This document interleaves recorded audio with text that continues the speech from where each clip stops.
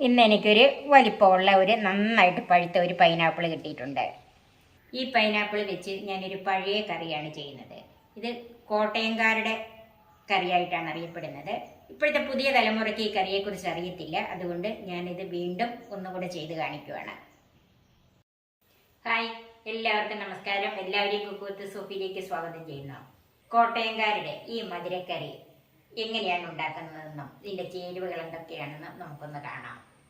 ഇതൊരു വലിയ പൈനാപ്പിൾ ആയതുകൊണ്ട് ഇത്രയൊന്നും വെച്ചാൽ ഇവിടെ കഴിക്കാൻ ആളില്ലാത്തതുകൊണ്ട് ഞാൻ ഇതിൻ്റെ കുറച്ച് ഭാഗം മാത്രമേ എടുക്കുന്നുള്ളൂ. ഞാൻ പൈനാപ്പിൾ തൊലി ചെത്തി അതിൻ്റെ കൂഞ്ഞിലൊക്കെ കളഞ്ഞത് ഇതുപോലെയാണ് മുറിച്ചെടുത്തിരിക്കുന്നത്. ഇത് നമുക്കൊന്ന് വേവിച്ചെടുക്കണം. അതിന് ഒരു കുക്കറിലേക്ക് മാറ്റാം. പൈനാപ്പിൾ പഴുത്തതാണെങ്കിൽ ഇതിന് നല്ല വേവുണ്ട്. ഇത് ഏകദേശം ഒരു 2 കപ്പുണ്ട്. അതിലേക്ക് 1/2 ടീസ്പൂൺ മഞ്ഞൾപ്പൊടി, 1 ടീസ്പൂൺ മുളക് പൊടി, ഇതിനാവശ്യത്തിനുള്ള ഉപ്പ്, ഒരു 1/4 ഗ്ലാസ് വെള്ളം. ഇതിന് പൈനാപ്പിളിൻ്റെ തന്നെ വെള്ളം കുറച്ചിറങ്ങും. അപ്പം നമ്മളൊരു 1/4 ഗ്ലാസ് വെള്ളം ഒഴിച്ചു കൊടുത്താൽ മതി. ഒന്ന് മിക്സ് ചെയ്യാം.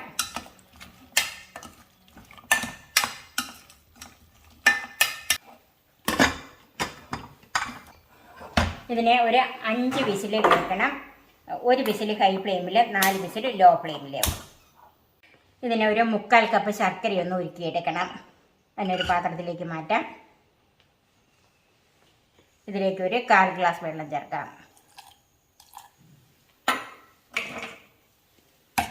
ഇത് നമുക്ക് ഉരുക്കിയെടുക്കാം. ശർക്കര ഉരുകിയിട്ടുണ്ട്. ഇത് നമുക്ക് മാറ്റി വെക്കാം. ഇനി മറ്റൊരു പാൻ വെക്കാം. ചൂടായ പാനിലേക്ക് 1 ടേബിൾ സ്പൂൺ വെളിച്ചെണ്ണ ഒഴിക്കാം.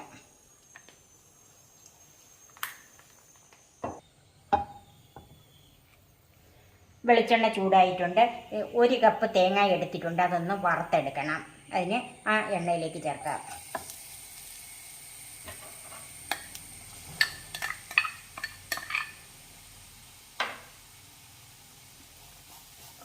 ഇത് നന്നായിട്ട് വറുത്തെടുക്കണം.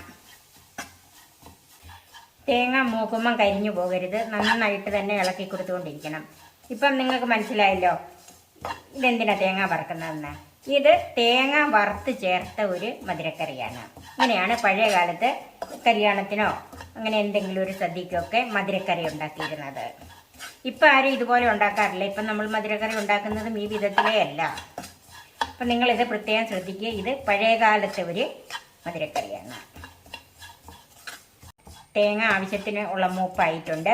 ഇത് പ്രത്യേകം ശ്രദ്ധിക്കാനുള്ളത്, ആദ്യമേ ഒന്ന് ഫുൾ തീയിൽ വെക്കുക. അത് കഴിഞ്ഞ് തീ കുറച്ചിട്ട് വേണം ഇത് ഇതുപോലെ മൂപ്പിച്ചെടുക്കാൻ. ഇനി നമുക്ക് ഇത് മാറ്റി വെക്കാം. 5 വിസിൽ കേട്ട് കഴിഞ്ഞ് മാറ്റി വെച്ചിരുന്നതാണ്.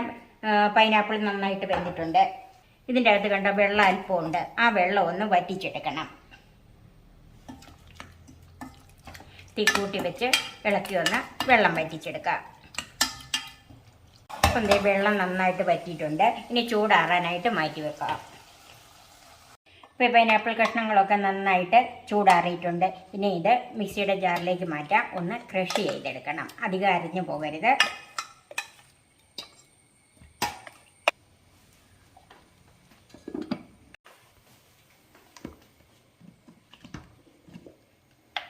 ഇതൊന്ന് ക്രഷ് ചെയ്തെടുത്തിട്ടുണ്ട്.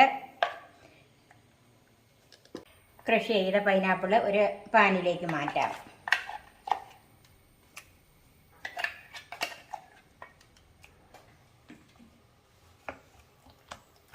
നമുക്ക് തീ അല്പം ഒന്ന് കൂട്ടിക്കൊടുക്കാം.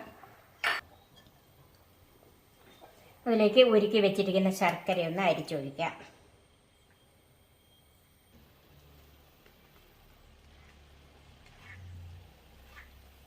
ഞാൻ വെള്ളം കുറച്ച് ഉരുക്കിയത് കൊണ്ട് നല്ല കട്ടിയാണ്. അതുകൊണ്ടാണ് അരിപ്പയിൽ കൂടെ വീടാൻ അല്പം താമസം. ശർക്കര ഒത്തിരി വെള്ളത്തിൽ ഉരുക്കി അതങ്ങ് ചേർത്ത് കഴിയുമ്പോൾ പിന്നെ ആ വെള്ളം നമ്മൾ വറ്റിച്ചെടുക്കണ്ടേ. അപ്പം കുറച്ച് വെള്ളമാണെങ്കിൽ അതല്ലേ ഏറ്റവും നല്ലത്.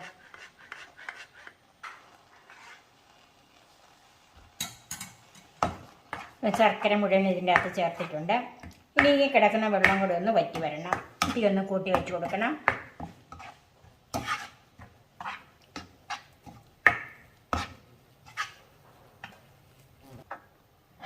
ഇത് ഇളക്കിക്കൊണ്ടിരിക്കണം, അല്ലെങ്കിൽ ഇത് തെറിച്ച് വരും.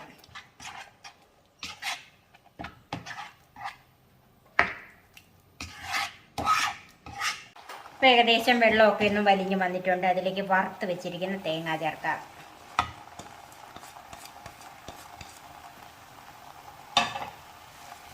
നന്നായിട്ടൊന്ന് മിക്സ് ചെയ്യണം. ഈ തേങ്ങയിൽ ഈ മധുരവും എല്ലാം ഒന്ന് പിടിച്ച് വരണം.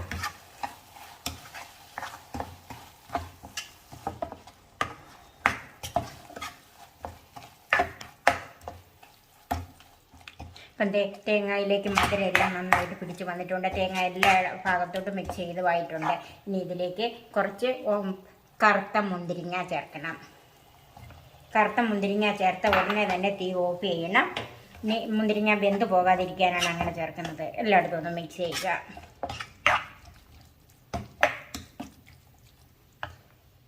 ഇത് റെഡിയായി, നമുക്ക് മാറ്റി വെക്കാം.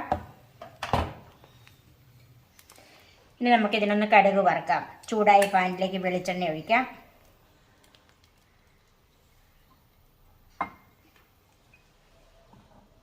ഒരു ടേബിൾ സ്പൂൺ വെളിച്ചെണ്ണ ഒഴിച്ചിട്ടുണ്ട്. ചൂടായ വെളിച്ചെണ്ണയിലേക്ക് 1/2 ടീസ്പൂൺ കടുക് ചേർക്കാം. 2-3 വറ്റൽമുളകും കുറച്ച് കറിവേപ്പിലയും ചേർക്കാം.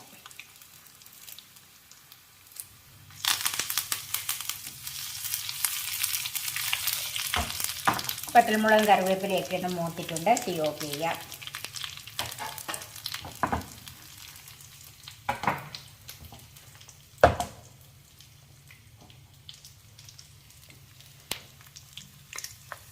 കടുക് താളിച്ചത് കറിയിലേക്ക് ചേർക്കാം. അല്പം ഗാർണിഷിന് വേണ്ടി ഞാൻ മാറ്റി വെച്ചിട്ടുണ്ട്. നന്നായിട്ടൊന്ന് മിക്സ് ചെയ്യാം. അല്പം നേരം ഒന്ന് അടച്ചു വെക്കാം. നമുക്കിതൊന്ന് നോക്കാം. നമ്മുടെ പഴയകാല മധുരക്കറി, തേങ്ങ വറുത്തിട്ട പൈനാപ്പിൾ കറി റെഡിയായി. സർവിംഗ് ഡിഷിലേക്ക് മാറ്റാം. ബാക്കി വെച്ചിരിക്കുന്ന താളിപ്പ് കൊണ്ടൊന്ന് ഗാർണിഷ് ചെയ്യാം. ഈ ഓണത്തിന് നിങ്ങൾ ഈ കറി ഒന്ന് വെച്ച് നോക്കണം. നിങ്ങൾക്ക് എല്ലാവർക്കും ഇഷ്ടപ്പെടും. എൻ്റെ ഈ ചാനൽ സബ്സ്ക്രൈബ് ചെയ്യാനും എൻ്റെ ഫേസ്ബുക്ക് പേജ് ലൈക്ക് ചെയ്യാനും ഷെയർ ചെയ്യാനും കമൻറ്റ്സ് അറിയിക്കാനും മറക്കരുത്. പുതിയ പുതിയ വീഡിയോകളുമായി നമുക്ക് വീണ്ടും കാണാം. ഞാൻ സോഫി കുര്യാക്കോസ്.